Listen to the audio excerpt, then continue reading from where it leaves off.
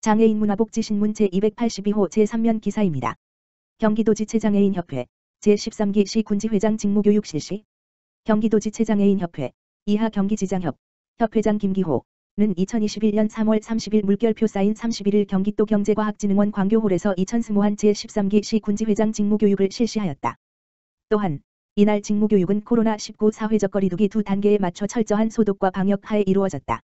시 군지회장 직무교육은 산하 지회장의 업무 능력을 배양하고 리더로서의 자질 및 직무 능력 향상을 위한 목적으로 2013년부터 매년 다양한 주제로 실시하고 있으며 이번 교육에서는 단체의 이해, 지회 실무 교육, 노무 관리 등의 교육 내용으로 진행되었다.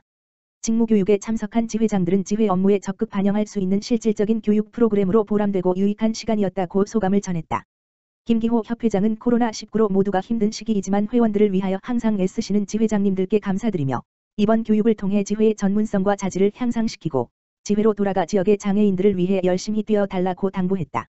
경기도 발달장애인지원센터 발달장애인 지원사업 수행기관 공모 한국장애인개발원 경기도 발달장애인지원센터 센터장 오남주 이하 경기발달센터 가오는 4월 5일부터 12일까지 발달장애인 부모교육 지원사업 발달장애인 가족휴식 지원사업 수행기관을 공개 모집한다. 발달장애인 부모교육 지원사업은 발달장애인 자녀를 둔 부모와 보호자의 양육 역량 강화를 위한 사업이다. 모집 분야로는 영유아기 부모교육 부문 2개소 성인 전환기 발달장애인 자녀 진로 상담 및 코칭 부문 2개소 성인권 교육 부문 2개소로 총 6개 사업 수행기관을 모집한다. 선정된 기관에는 최고 19,500,000원의 사업비가 지원된다.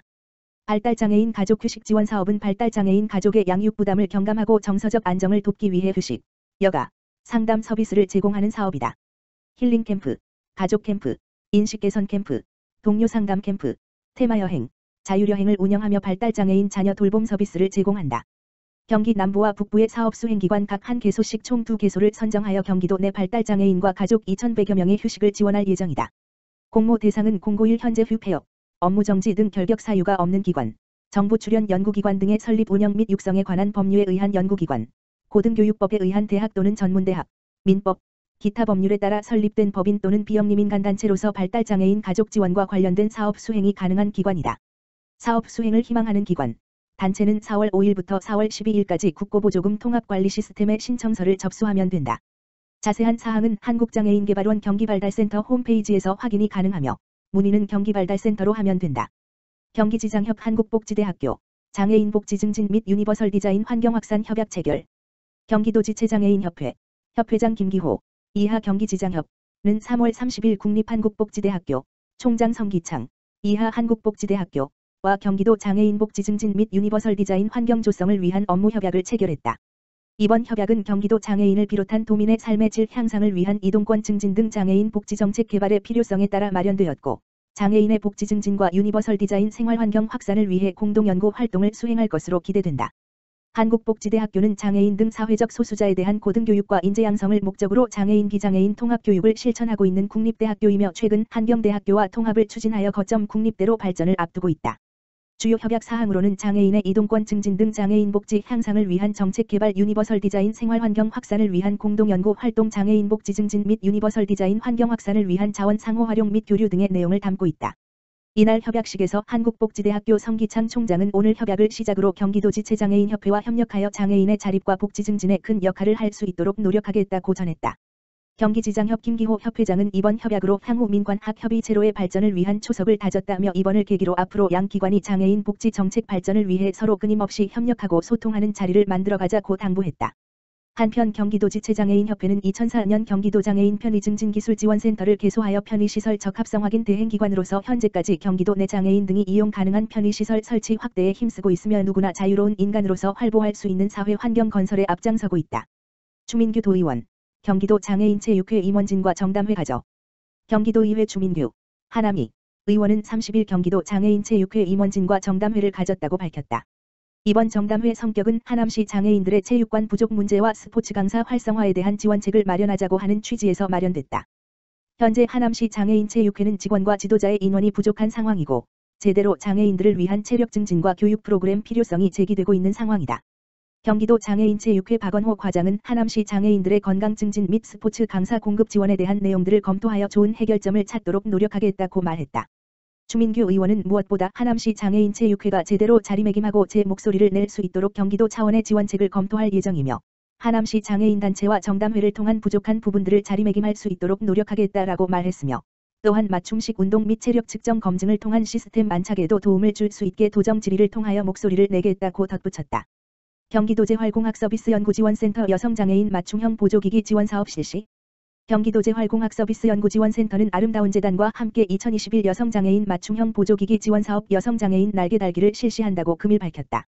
2020년에 이어 올해 2년차를 맞이하는 여성장애인 맞춤형 보조기기 지원사업은 여성장애인들이 사회활동과 일상을 이어갈 수 있도록 인생 주기에 맞춘 맞춤형 보조기기를 지원한다.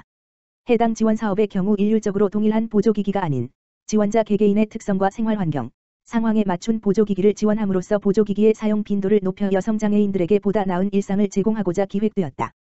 2021 여성장애인 맞춤형 보조기기 지원사업은 사회참여 또는 자녀를 양육하고 있는 서울 경기도에 거주하는 만 19세 이상 만 65세 이하 2002년 물결표 사인 1956년 출생자의 여성장애인 25명을 대상에게 차량용 운전용 보조기기를 비롯한 높이 조절 테이블, 이동 보조기기, 정보 접근 장치, 휠체어 결합 유모차, 높낮이 조절 싱크대 슬래시 세면대, 높이 조절 유아 침대, 환경 제어 장치 등의 사회 참여와 가사 및 육아를 지원하기 위한 보조기기를 지원한다.